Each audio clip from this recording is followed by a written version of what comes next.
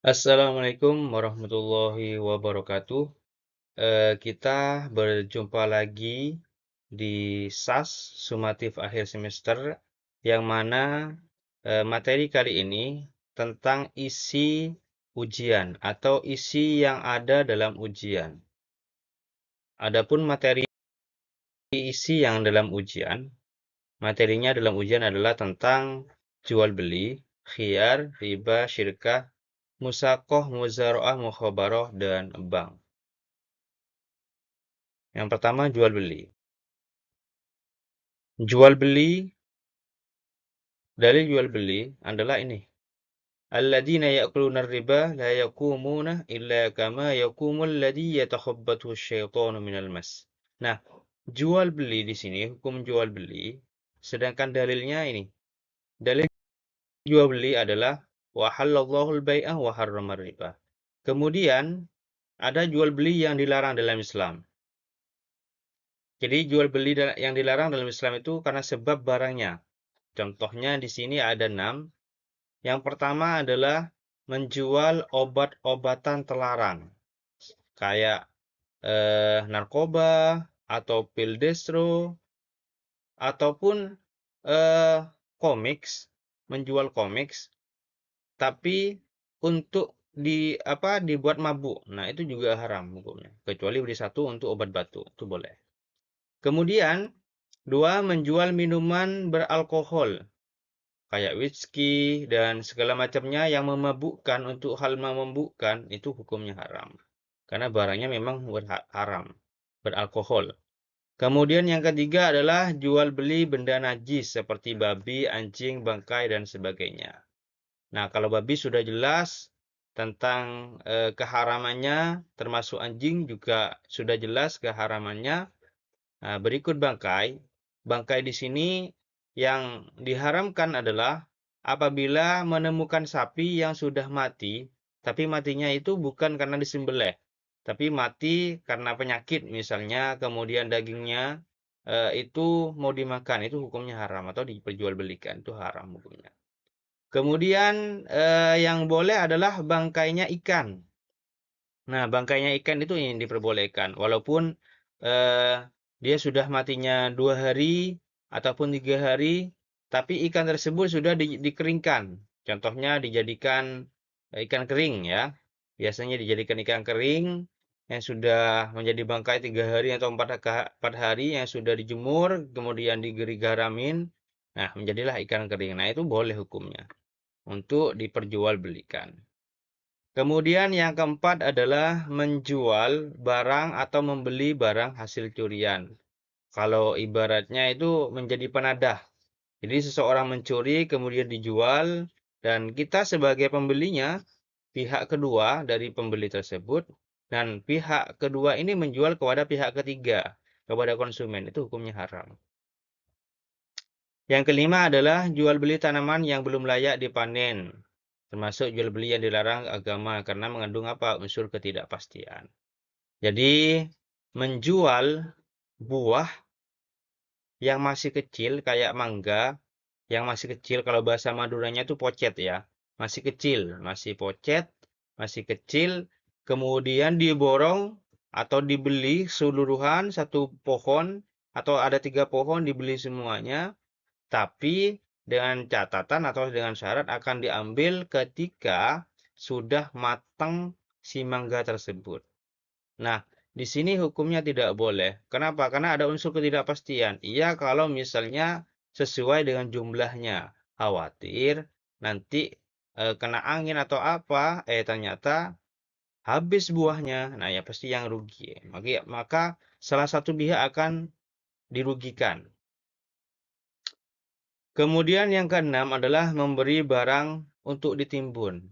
Jadi misalnya ya, eh, ini 3 hari lagi akan ada kenaikan BBM misalnya. Nah, ini ditimbun sebanyak-banyaknya, atau menimbun beras agar supaya harga beras mahal. Nah, ini juga tidak boleh hukumnya. Oke, berikutnya khiyar. Khiyar ini yang pertama adalah khiyar majelis. Khiyar majlis adalah tawar-menawar antara penjual dan pembeli pada saat mereka masih berada di toko. Jadi, si Ahmad ini menawar terhadap barang yang akan dibeli. Nah, posisi Ahmad masih ada dalam toko. Kemudian ditawarlah oleh si Ahmad. Nah, transaksi yang dilakukan Ahmad ini disebut dengan khiyar majlis. Kenapa? Masih proses tawar-menawar masih dalam satu toko. Akhirnya disebut dengan khiyar majlis. Khiyar syarat ini ialah dijadikan syarat dalam jual beli. Misalnya, saya jual barang ini dengan harga 100.000 dengan khiyar batas waktu 3 hari. Jika pembeli mengiyakan, maka si penjual tidak boleh menawarkan barang tersebut kepada orang lain. Misalnya begini, saya menjual handphone, nah, atau saya menjual misalnya jam tangan ini, misalnya saya jual jam tangan ini seharga 100.000. Kemudian saya kasih waktu durasi 3 hari, misalnya untuk memutuskan. Kemudian si pembeli tadi mengiyakan, oke lah, saya beli ini, cuman nanti selama 3 hari saya akan datang lagi ke sini. Nah, oke, sudah deal. Jadi ketika deal ini, maka barang ini tidak boleh saya jual kepada orang lain. Nah, ini disebut dengan khiyar syarat, memberikan durasi waktu kepada si pembeli. Gitu. Jadi si penjual tidak boleh memberi barang ini menjual barang ini kepada orang lain selama khiyar 3 hari. Jadi seperti itu. Kemudian yang ketiga adalah khiyar IB. Khiyar IB ini biasanya seperti contohnya ketika kita membeli barang di aplikasi Shopee, kemudian terjadi cacat misalnya. Bukan hanya Shopee saja sih, misalnya aplikasi lain lah misalnya.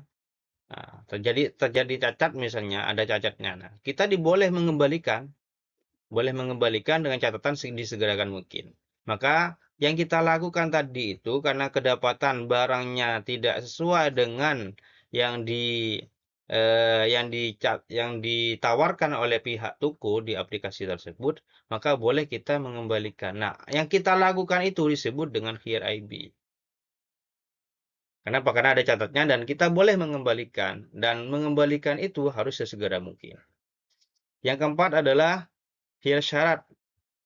Dalam syariat Islam dilarang menawar barang yang dijual selama barang tersebut masih ditawar orang lain. Jadi begini, misalnya Hasan ini menawar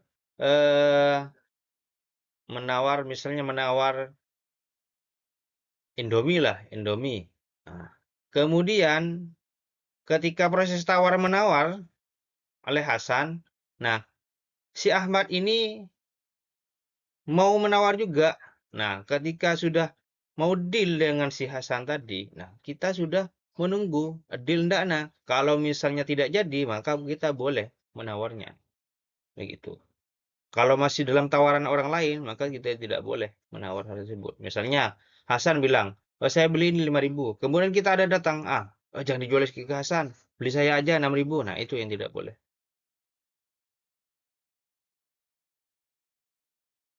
Kemudian, macam-macam riba.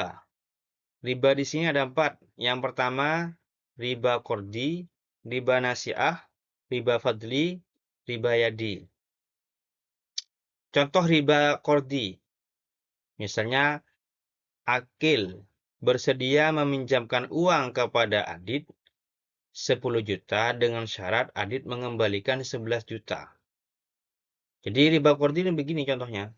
Jadi si akil ini mau memberikan pinjaman kepada Adit 10 juta selama 1 bulan dengan syarat Adit harus mengembalikan 11 juta. Jadi sudah hasil 1 juta. Nah, ini yang disebut dengan riba kordi. Kalau riba nasiah beda lagi. Contohnya di sini. Abduh memborong buah-buahan yang sangat kecil di pohonnya. Kemudian si penjual harus menyerahkan ketika sudah besar nanti atau layak dipanen atau layak dipetik. Nah, ibaratnya begini. Kayak salah satu contohnya kayak mangga tadi itu. Jadi mangganya masih kecil, kemudian ada yang memborong, lah dijual lah di situ. Memborong buah yang masih kecil yang ada di pohonnya yang belum layak untuk dipanen.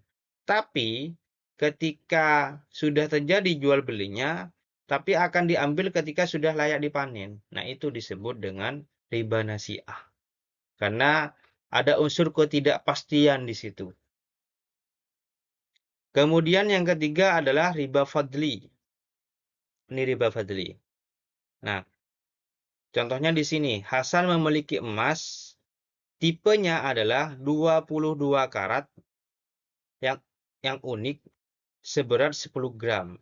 Sedangkan Zaim ingin menukar dengan emasnya. Maksudnya ingin menukar dengan emasnya Hasan. Namun Hasan mensyaratkan, nah ini Hasan mensyaratkan emas sama tipenya 22 karat, cuman beratnya bukan 10 gram lagi. Nah, maka harus ditukar dengan 11 gram. Ini harus ditukar dengan 11 gram. Tipenya sama, tapi harus 11 gram. Jadi Hasan mensyaratkan kepada Zaim, ketika ingin Zaim mau nukar kepada emasnya Hasan, maka Hasan ini mensyaratkan kepada Zaim agar supaya emasnya tipenya sama, tapi beratnya harus 11 gram, melebihi beratnya miliknya Hasan. Nah, hal ini disebut dengan riba fadli. Kalau riba yadi, contohnya seperti ini. Menjual atau membeli barang sejenis dan sama timbangnya, namun penjual dan pembeli berpisah sebelum melakukan serah terima seperti penjual kacang atau ketela yang masih di dalam tanah. Jadi kalau riba yadi ini menjual ketela atau bohong atau sabreng misalnya, atau kacang yang masih dalam tanah, atau ketela pohon yang masih dalam tanah. Nah, kemudian diboronglah. Nah, ini ada unsur ketidakpastian. Ini disebut dengan riba yadi. Menjual barang yang masih di dalam tanah. Kalau riba nasi'ah adalah menjual sesuatu yang di atas tanah. Kalau riba yadi di dalam tanah.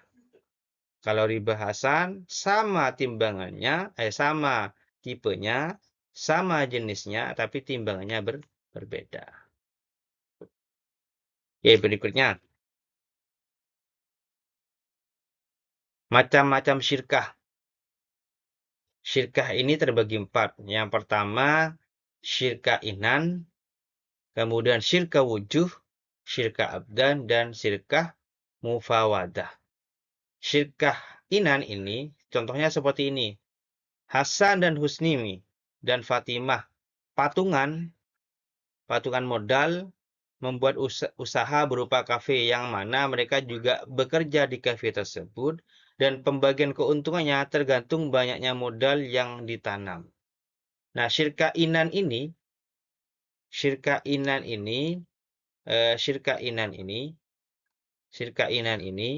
hampir sama dengan syirkah mufawadoh.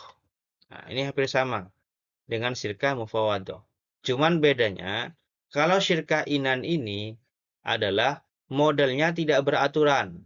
Boleh Hasan 10 juta modalnya, Husni investasinya 15 juta, Fatimah ini 20 juta. Jadi boleh tidak sama.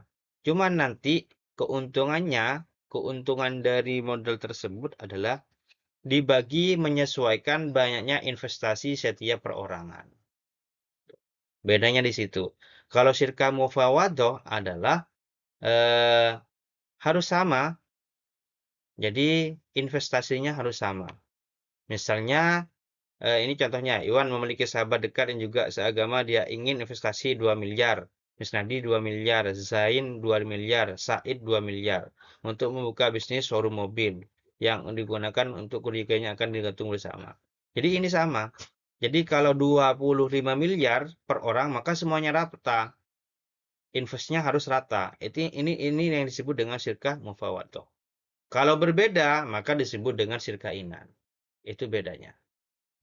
Jadi, baik ikut kerja ataupun tidak, sedangkan permodalannya berbeda, maka disebut syirkah inan. Kalau sama modelnya, perorangan sama investasinya, maka disebut dengan syirkah mufawadah.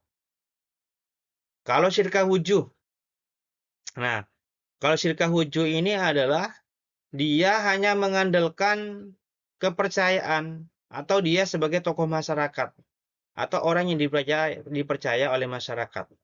Ini syirkah wujuh. Jadi dia tanpa modal, hanya mengandalkan kepercayaan dari masyarakat. Salah satu contohnya nih, kayak jadi reseller ataupun makelar. Jadi seperti itu. Contohnya nih, Zain adalah seorang reseller yang tugasnya hanya memposting baju-baju di akun sosial medianya, namun Zain tidak mengeluarkan modal sedikit pun, cuma mengandalkan kepercayaan dari masyarakat atau konsumen. Jadi eh, misalnya begini, syirkah wujuh contohnya begini. Misalnya saya melihat story-nya teman. Ternyata ada teman saya memposting sepeda motor yang bagus, unik, seharga 5 juta. Kemudian sama saya screenshot dikirim ke grup WA keluarga. Ternyata ada Pak Lik saya atau paman saya tertarik untuk membelinya. Nah, saya hargai yang sepeda tadi harganya di story teman saya itu 5 juta, kemudian saya mendapat harga 8 juta.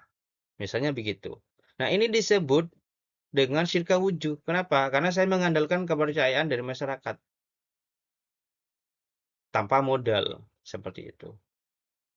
Kemudian syirkah abdan. Syirkah abdan ini adalah hanya mengandalkan fisik atau buah pikiran.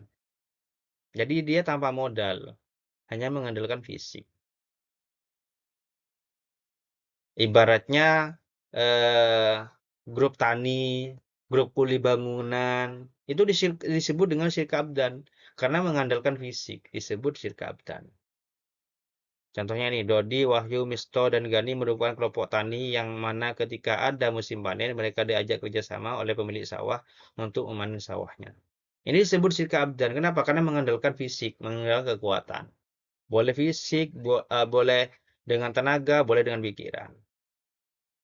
Oke. Berikutnya, nah, prinsip.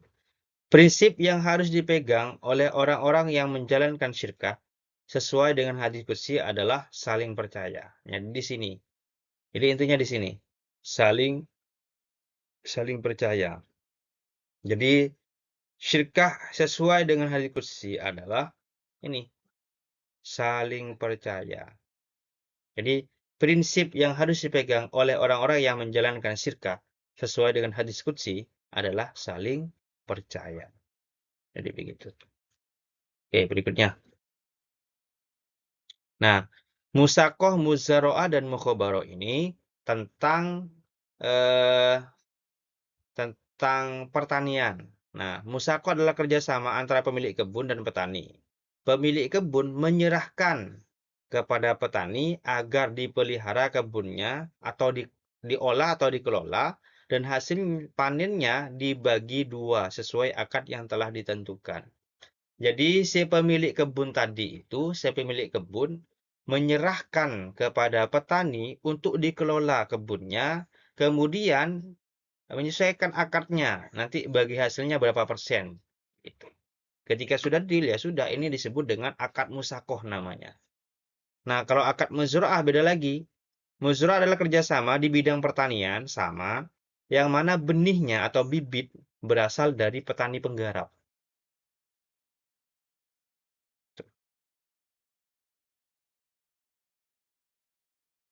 Jadi petani penggarap. Benihnya berasal dari petani penggarap. Kalau mukhobaroh adalah kerjasama di bidang pertanian, yang mana benih atau bibit berasal dari pemilik sawah. Jadi seperti itu. Bedanya di situ. Jadi kalau muzro'ah benihnya dari petani penggarap, sedangkan mukhobaroh adalah bibitnya dari pemilik sawah.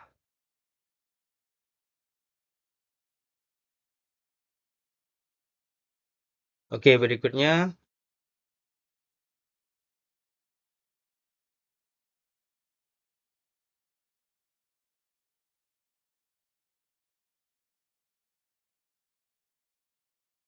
Oke, berikutnya. Eh, tentang bank syariah atau bank muamalat ialah akadnya. Nah, bank syariah di sini adalah atau bank muamalat ialah akadnya berorientasi pada bagi hasil. Sedangkan bank konvensional ialah orientasinya kepada suku bunga. Jadi intinya kalau bank syariah ini orientasinya kepada akad bagi hasil, boleh dengan akad qardul hasan ataupun semacamnya lah, syirkah ataupun semacamnya. Nah, kalau bank konvensional ini adalah kepada suku bunga, yang mana bunganya sudah ketemu pasti. Kalau sekian, maka akan menjadi sekian pengembaliannya. Yang ketiga adalah hal yang tidak termasuk rukun dari mudharabah ialah kerugian dalam waktu berusaha ditanggung oleh mudharib. Jadi hal yang tidak termasuk rukun mudharabah, hal yang tidak termasuk rukun mudharabah ialah kerugian dalam waktu berusaha ditanggung oleh mudharib. Berikutnya, nah, di sini ada tiga konteks dalil.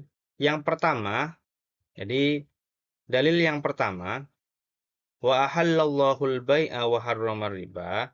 Ini konteksnya tentang jual beli. Jadi konteksnya ini tentang jual beli. Kalau yang ida tabaya'ah, ini tabaya'ah,